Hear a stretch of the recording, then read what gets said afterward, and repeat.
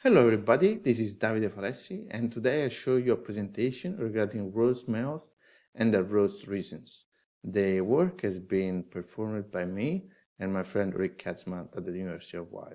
This is the agenda of the presentation. I will first present the context and then the aim and contribution of the paper. Then I will present some related work we based our work on. And then I will present three research questions, which are: which smells are rose? Are rose smells different than other smells? And what are the rose reasons for smells? And then I will present some conclusions. The context of this paper is that code bad smells are symptoms of poor design and implementation. As examples of bad smells, we can have large classes, also called code classes, code clones, and so on. And those bad smells have been shown to lead to technical debt and hence to decrease code maintainability. Now, quality gates prevent the automatic acceptance of push requests of code commits that have been identified as containing certain smells. However, it is very challenging to decide which bad smells should be included in the quality gate, and this because developers may choose to optimize short-term benefits like time to market over long-term benefits like maintainability. So our view and related studies, well, we can see that many studies in the past assume that there should be a balance between technical debt and other organizational goals like budget and time to market. And so we assume that there are good reasons to have technical debt. Thus, in many studies, we try to understand the negative impact of technical debt and if and when it makes sense to avoid technical debt. For instance, in a previous study, we have shown a correlation between the violation density, so how many smells we have in a class, and the defect injection frequency, so how many defects that class will have. And we can see that this correlation is positive and pretty significant. So it means that the more the number of smells in a class, the higher the defects that this class will have. Well, in this work, we try to change the perspective and we propose a new view on the problem of managing technical debt. In practice, instead of assuming that bad smells have good reasons to exist and then questioning their harmfulness to maintainability, in this work we question if code smells have good reasons to exist while assuming they're harmful. So take the example of a code class.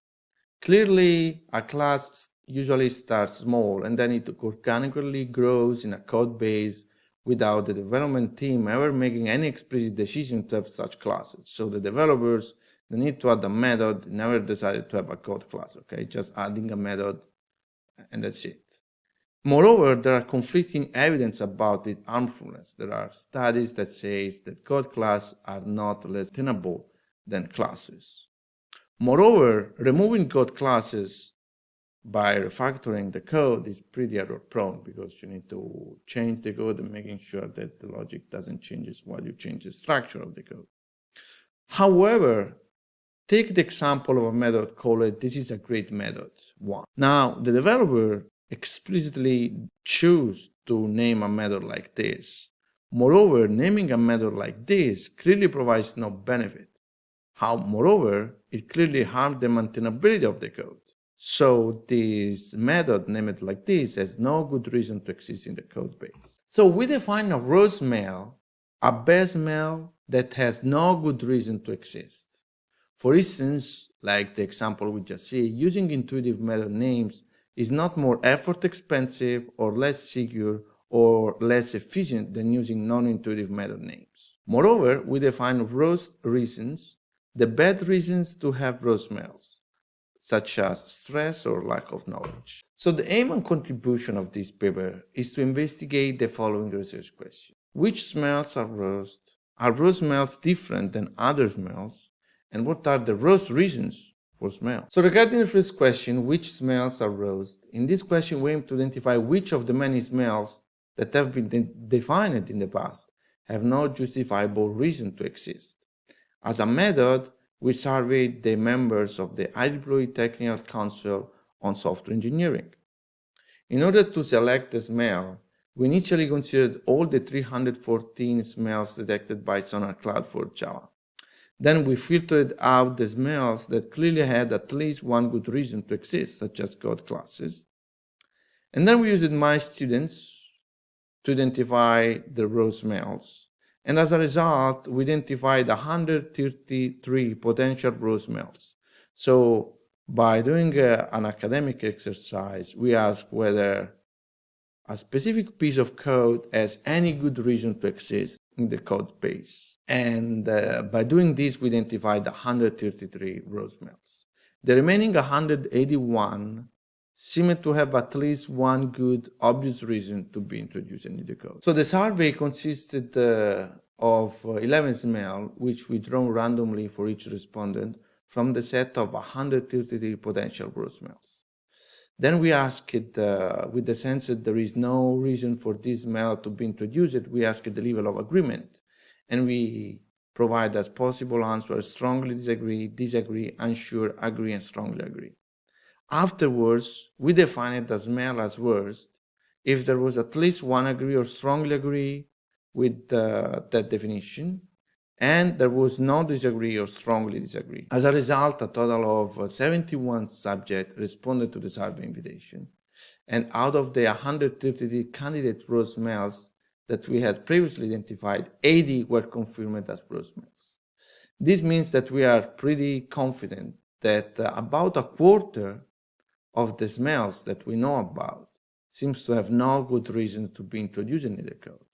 And so the next questions are they introduced in the code? Are they more severe than the other smells? And so on. So the second research question are raw smells different than other smells?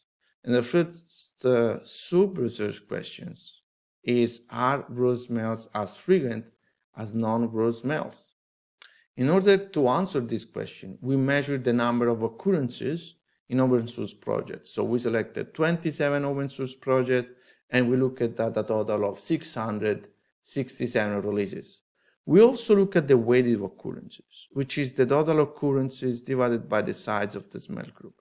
And this is important since a type of smell may occur more than another type of smell, only because that type is more large in number than the other type. So this is the result of the study. We can see on the top side the occurrences per release of non-raw smells in blue and of raw smell in red. We can see that non-raw smells occur more than raw smell. However, non-raw smells are 3 times the raw smells. So if we take into account the size of the smell, we can see that there is no main difference between raw smell and non-raw smell. So a non-raw smell has the same likelihood to appear in the code base than a raw smell. The second sub-question of research question 2 is, are raw smells as change-prone as non-raw smells? In order to answer this question, we look at the number of changed lines in our 27 open source projects featuring a total of 667 releases. We look at the proportion of raw smells over the total number of smells in a release. The idea is that an inverse correlation between the proportion of raw smells and number of changed lines will mean that non-raw smells are more change-prone than raw smells, and the other way around. So this is the result. We can see on the horizontal axis the percent of raw smells, which is again computed like the number of raw smells divided by the total number of smells. And on the vertical axis, you can see the total lines touched in that class. We can see that there is no real correlation about the data. This is the Spearman row. We can see that this number is pretty low. So there is no correlation between the occurrence of the raw smell with the changed lines of code. So in conclusion, the percent of raw smell introduced is essentially uncorrelated to changed lines in that release. Moreover, the total occurrence of smell is positively correlated with changed lines of code in a release. In other words, the higher the technical depth, as measured by Sonar Cloud smells, the higher the lines of code changed. So in other words, it does matter how many smells you have, but it does not matter the type of smell, whether you have raw smells or non-raw smells. The third sub-research question of research question 2 is, are raw smells as severe as non-raw smells? In order to answer this question, we look at the Sonar Cloud ordinal scale: info, minor, major, critical, and blocker. In other words, the raw smells are already classified by Sonar Cloud in terms of severity. This is the result, and we can see on the left the distribution of severity level of non-gross smells, and on the right the distribution of severity levels of gross smells. We can see that are pretty similar. Okay, so we cannot really say that gross smells are more severe than non-gross smells or the other way around. Finally, the third research question is, what are the gross reasons for smells? So in order to answer this question, we invited all subjects who participated in the original survey to engage in a follow-up semi-structured phone interview. We randomly selected one of the 80 smells and asked the respondents to comment on why they believe it is a smell and the possible reasons why the developer might introduce it in the code base. Then we double-checked with the interview that no good reason existed to introduce the smell, since we used only raw smells. The interview ended at the subject request, so we asked as many smells as the subject was willing to answer. 5 subjects were interviewed, and on average, we discussed 4 smells per interview. Okay? So a total of 20 smells. The results are 7 gross reasons to have code smells. So these are the reasons that are not justifiable to have smells in the code. So as raw smells, we have lack of knowledge. So you make, the developers introduce a smell while not knowing that this is not a good idea. There is an improper language transfer assumption. This means that a certain type of code makes sense in a language but not in another language. The third reason is committing preliminary code. And this means that the code should not be there if that is considered the final stage of the code, but it would make sense if it is some sort of trial and error. The fourth reason is neglecting a simple solution. So in other words, the solution provided is overcomplicated. The fifth reason is unintentional mistake. This means that probably the code is there, but it was not meant to be like this. Then we have regression oversight, which means that a piece of code makes no sense after modification. So probably it made sense in the past, but then when modifying it, it doesn't make sense anymore. And then there is unintentional mistakes in the sense that the programmer probably was lazy and did not want to do things right. Okay. So in conclusion, we identified 80 raw smells, so smells with no good reason to exist. And our results showed the insignificant differences in frequency, change-proneness, and severity between raw and non-raw smells. So in other words, the raw smells are just as frequent and just as damaging as other smells, but there is never any justifiable reason to introduce them. Our follow-up phone interviews with the 5 developers provide confirmatory evidence that these smells are indeed raw. And so we propose 7 distinct reasons for why these smells may be introduced in the first place. By explicitly identifying these 7 reasons, project decision makers can, through quality gates, education, and reviews, ensure that such smells are never unintentionally kept in their code base, thus improving maintainability without compromising other goals such as cost or time. Thanks a lot for your attention. If you have questions, please contact me at falessi@change.uniroma2.it. This time will work.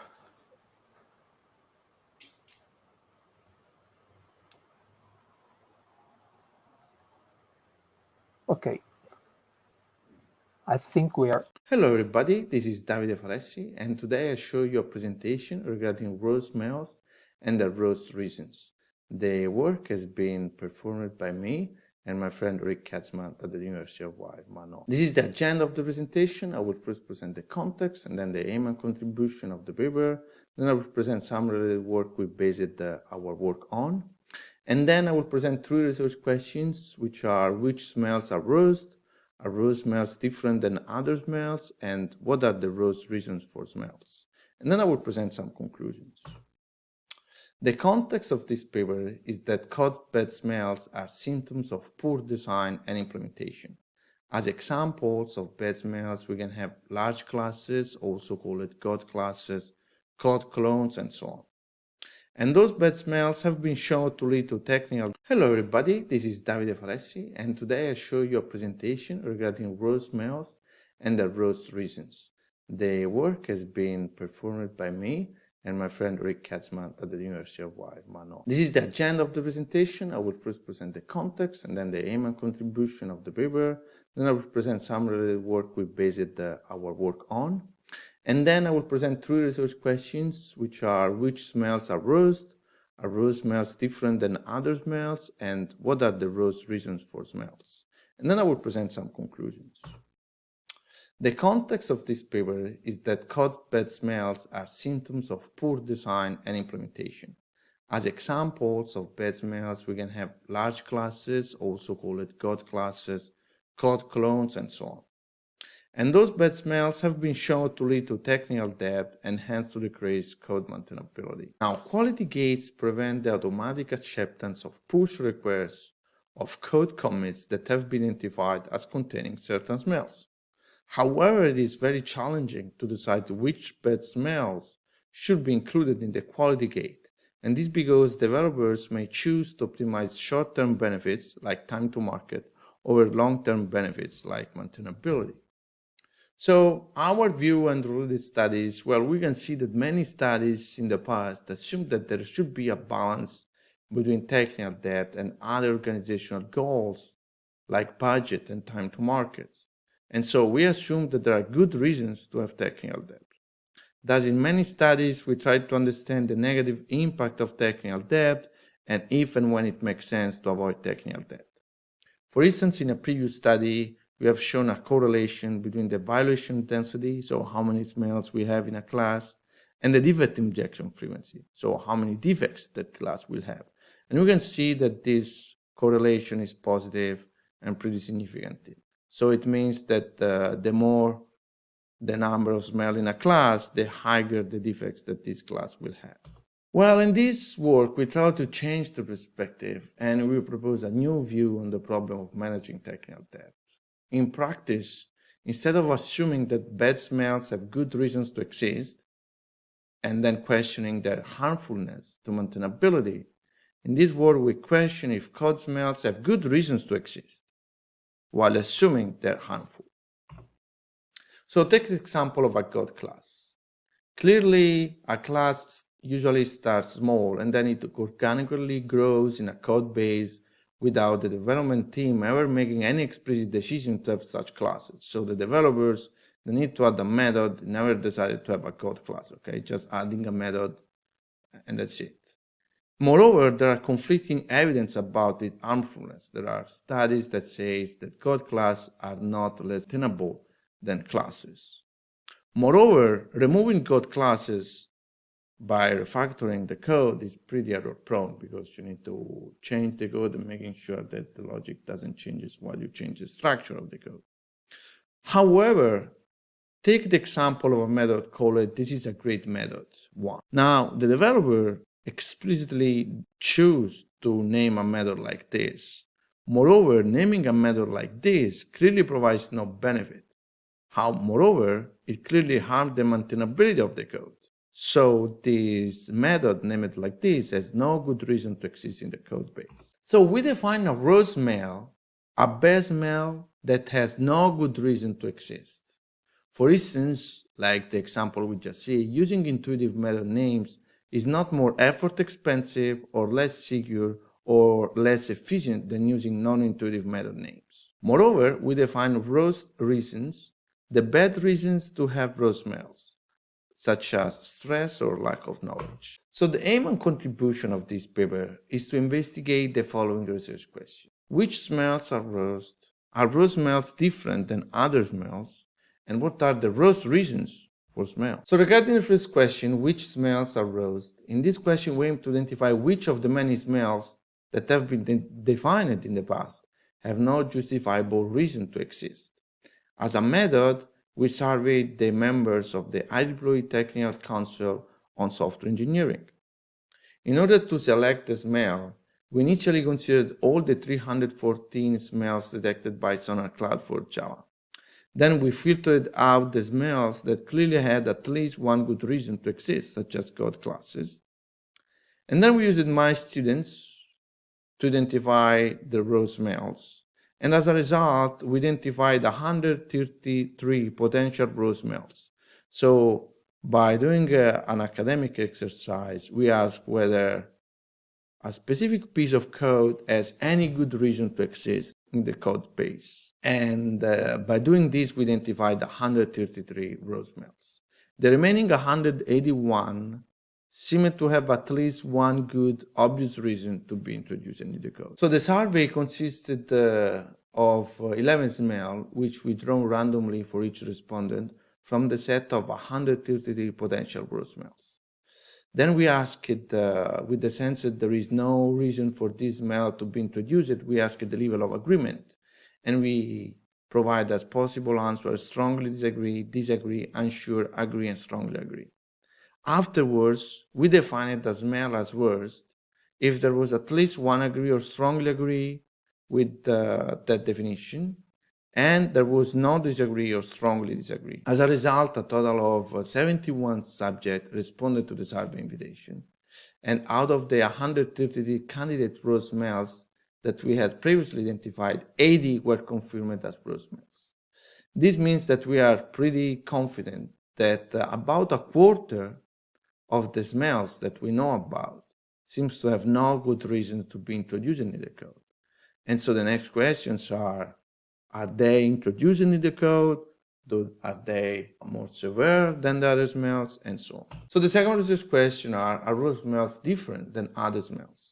And the first sub-research questions is, are raw smells as frequent as non-raw smells? In order to answer this question, we measured the number of occurrences in open source projects. So we selected 27 open source projects, and we look at a total of 667 releases. We also look at the weighted occurrences, which is the total occurrences divided by the size of the smell group. And this is important since a type of smell may occur more than another type of smell, only because that type is more large in number than the other type. So this is the result of the study. We can see on the top side the occurrences per release of non-raw smells in blue and of raw smell in red.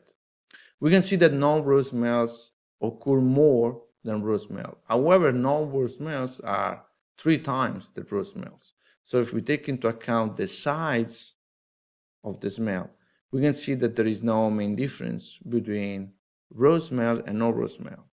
So a non-raw smell has the same likelihood to appear in the code base than a raw smell. The second sub-question of research question 2 is, are raw smells as change-prone as non-raw smells? In order to answer this question, we look at the number of changed lines in our 27 open source projects featuring a total of 667 releases. We look at the proportion of raw smells over the total number of smells in a release. The idea is that an inverse correlation between the proportion of raw smells and number of changed lines will mean that non-raw smells are more change-prone than raw smells, and the other way around. So this is the result. We can see on the horizontal axis the percent of raw smells, which is again computed like the number of raw smells divided by the total number of smells. And on the vertical axis, you can see the total lines touched in that class. We can see that there is no real correlation about the data. This is the Spearman row. We can see that this number is pretty low.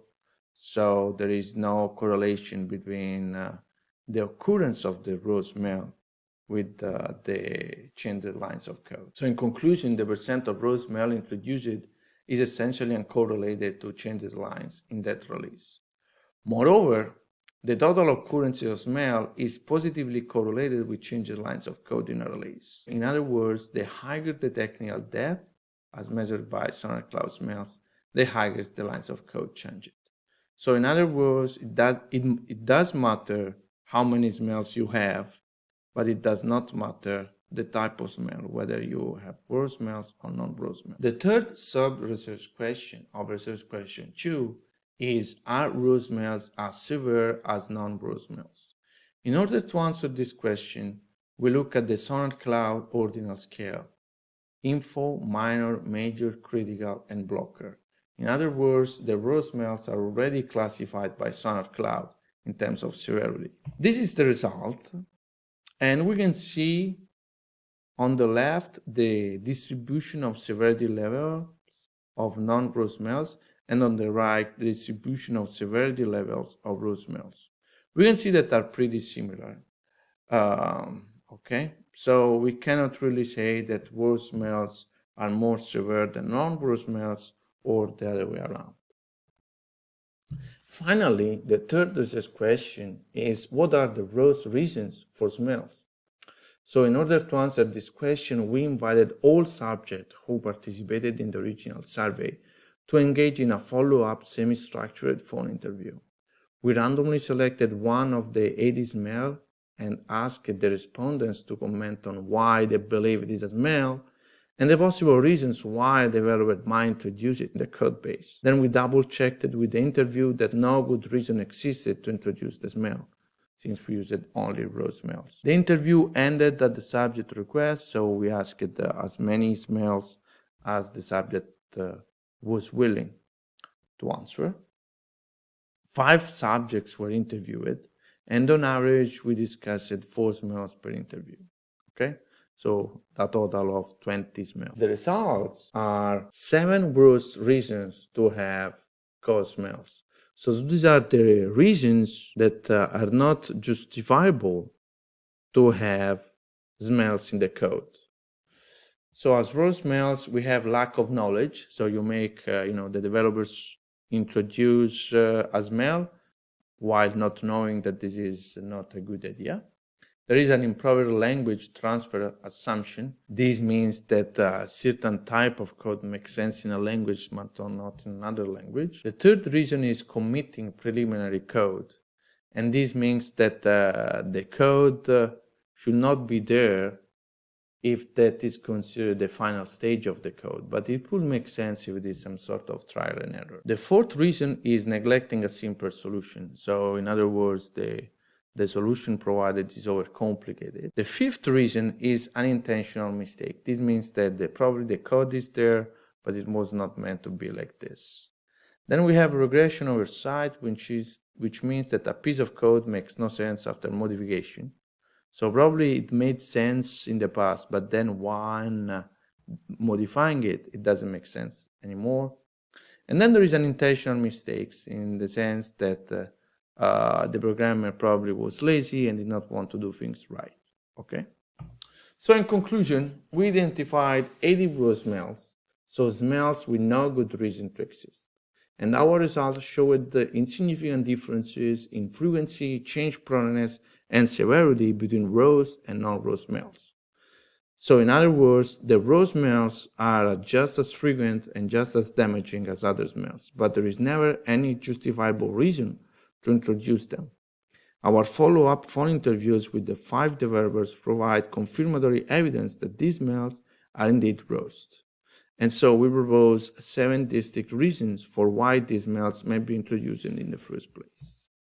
By explicitly identifying these 7 reasons, project decision makers can, through quality gates, education, and reviews, ensure that such smells are never unintentionally kept in their code base, thus improving maintainability without compromising other goals such as cost or time. Thanks a lot for your attention. If you have questions, please contact me at falesi@tinge.uniromachu.it.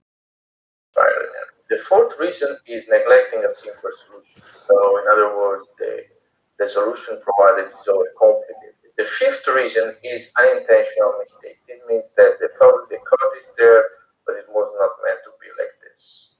Then we have regression oversight, which means that a piece of code makes no sense after modification. So probably it made sense in the past, but then when modifying it, doesn't make sense anymore. And then there is unintentional mistakes in the sense that the programmer probably was lazy and did not want to do things right. Okay. So in conclusion, we identified 80 raw smells, so smells with no good reason to exist. And our results showed the insignificant differences in frequency, change-proneness, and severity between raw and non-raw smells. So in other words, the raw smells are just as frequent and just as damaging as other smells, but there is never any justifiable reason.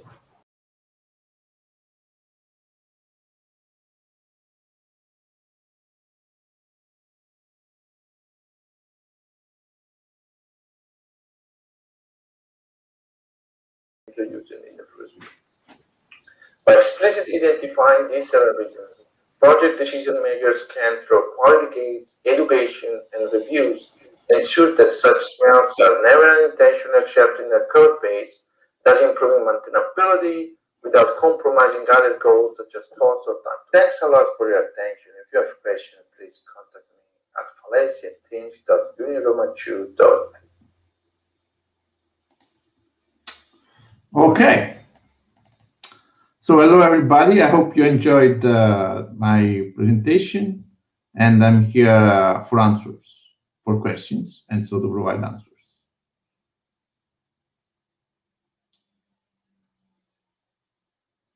Hello?